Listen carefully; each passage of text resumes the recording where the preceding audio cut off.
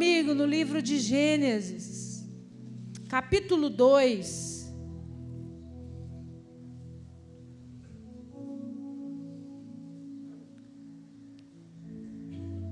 Livro de Gênesis, capítulo 2, versículo 7.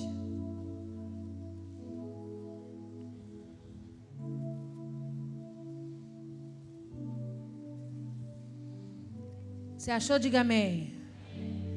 Diz assim a palavra do Senhor. Então formou o Senhor Deus ao homem do pó da terra, e lhe soprou nas narinas o fôlego de vida, e o homem passou a ser alma vivente. Feche os seus olhos, abaixe sua cabeça. Senhor, na autoridade do nome de Jesus, essa é a tua poderosa palavra. Mas, Pai, nessa noite, eu quero que o Senhor nos dê as chaves.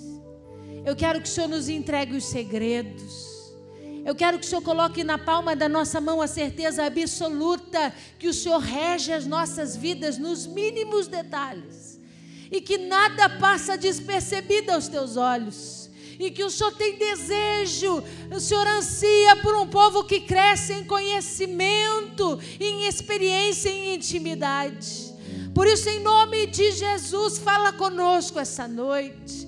Em nome de Jesus, ministra os nossos corações com fogo e com poder. Eu te peço, Pai, me coloco atrás da cruz de Cristo, a sombra do Onipotente. Toma esse altar que é teu de honra e direito e fala conosco, porque estamos ansiosos para ouvir a tua voz, na autoridade do nome de Jesus. Amém, amém. Se você pode, aplauda ao Senhor. Louvado seja o Senhor. Glória a Deus. Hoje nós vamos falar a respeito do sexto elemento. Você que está anotando, sexto elemento. Hoje nós vamos falar do vaso de barro. A primeira semana nós falamos do trigo. Na segunda nós falamos do grão de mostarda. Na terceira nós falamos do sal. Na quarta semana nós falamos do mel.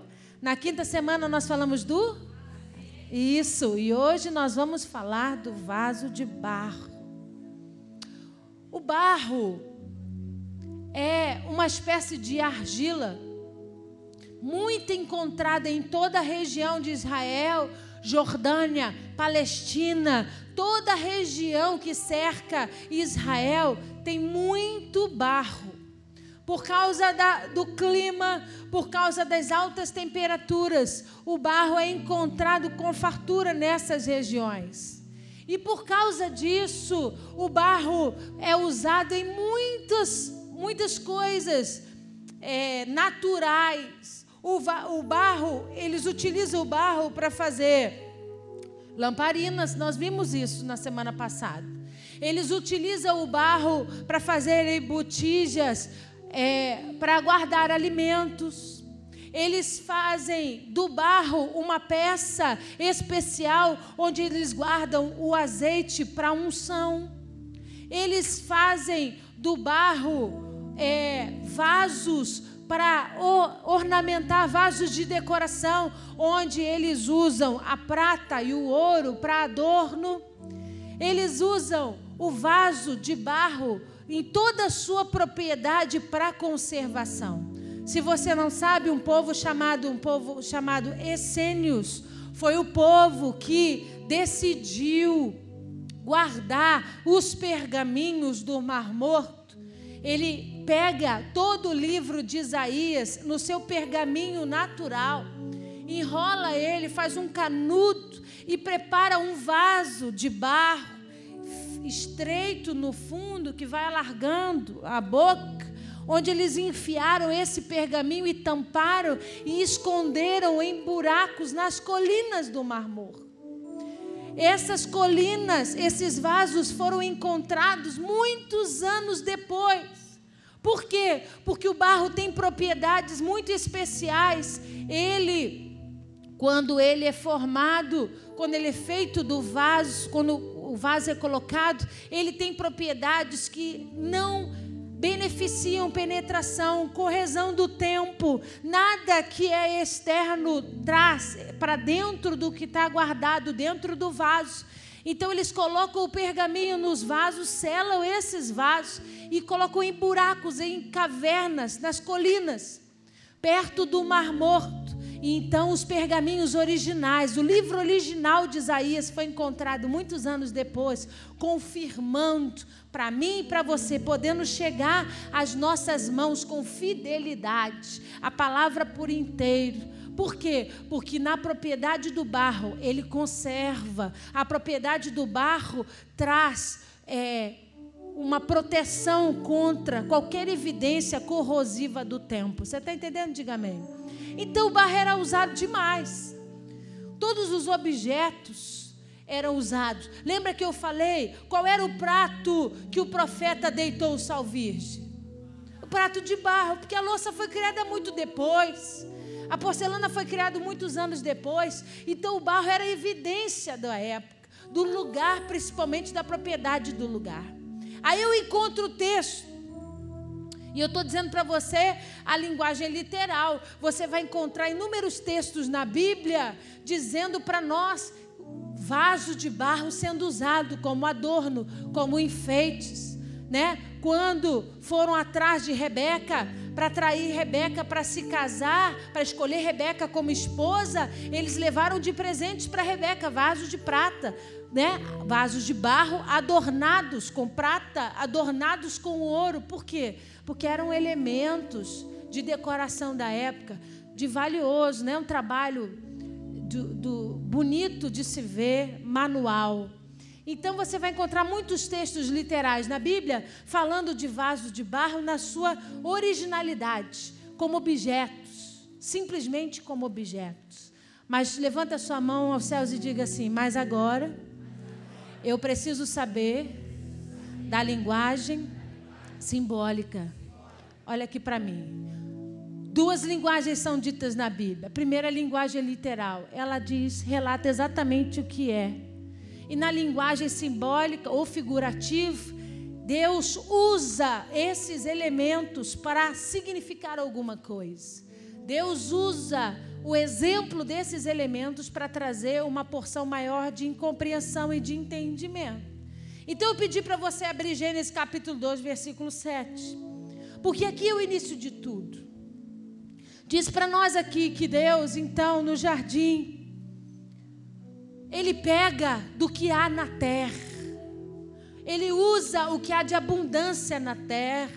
E como eu disse, em toda a região havia abundância de barro. Então Deus pega o que há da terra, o pó da terra, nada mais é do que... Responde, eu estou te perguntando. O pó da terra nada mais é do que barro. Então Ele pega o barro e molda o homem. Ele faz o homem do pó da terra. Ele faz o homem na sua estrutura do barro. A Bíblia diz que depois que ele está prontinho, bonitinho, o que ele faz? Ele sopra nas narinas o fôlego que havia dentro de Deus. Aí então, o que acontece? O homem se torna alma vivente. Cutuca esse irmão que está ao seu lado e diga para ele: você é alma e vivente. Alma vivente. Então Deus usa o princípio da terra. Deus usa o princípio do pó da terra para fazer o homem, a sua estrutura formada. Ele forma o homem do barro. E a porção que há em Deus, Ele sopra nas narinas, mas a forma que Ele fez foi feita de barro. Depois, Ele dá o resultado dessa construção. Ele chama o homem de alma. Guarda isso no seu coração, você vai entender mais na frente. Vai comigo agora em Jeremias, capítulo 18.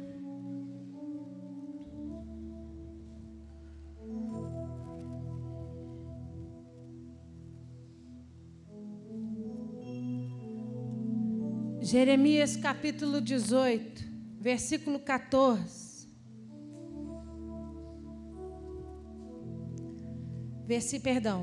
Jeremias 18, versículo 6.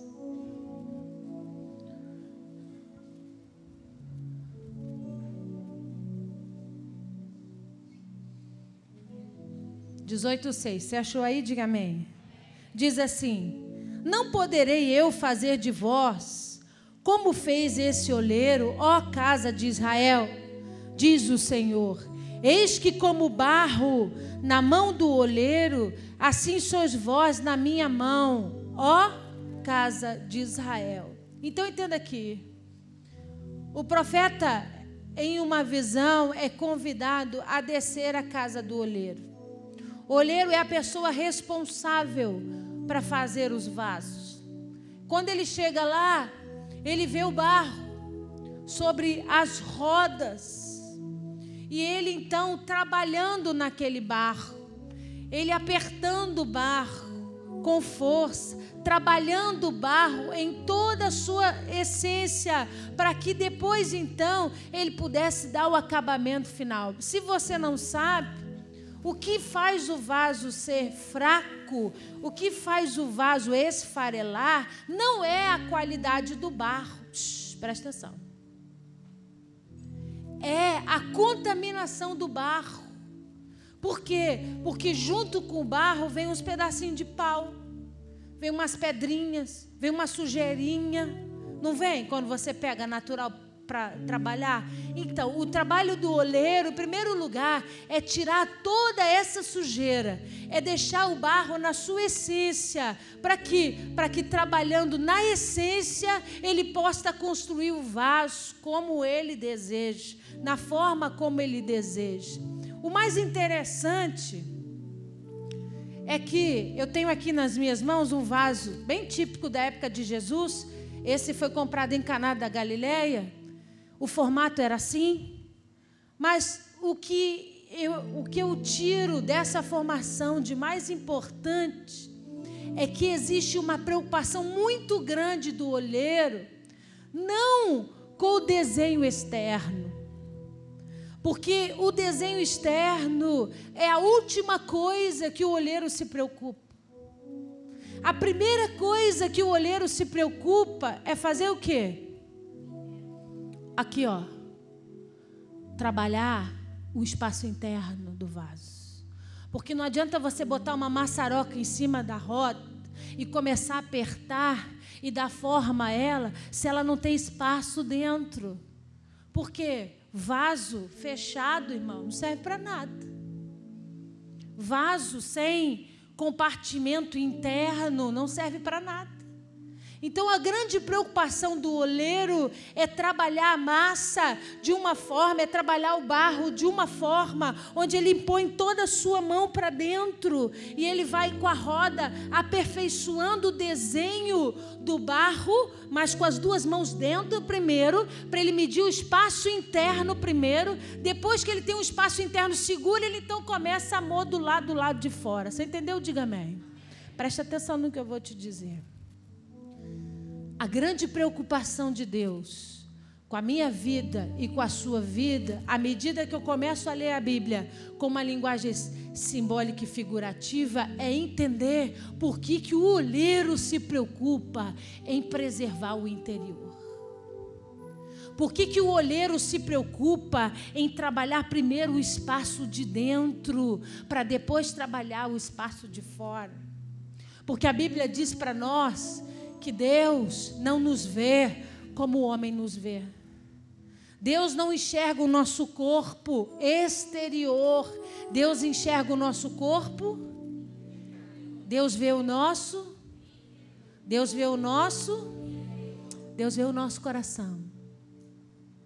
Então, a preocupação do oleiro, em Jeremias capítulo 18, representado pelas mãos do próprio Deus aqui, é preservar o seu interior. É trabalhar de uma forma na sua formação que haja espaço interno. Haja espaço interno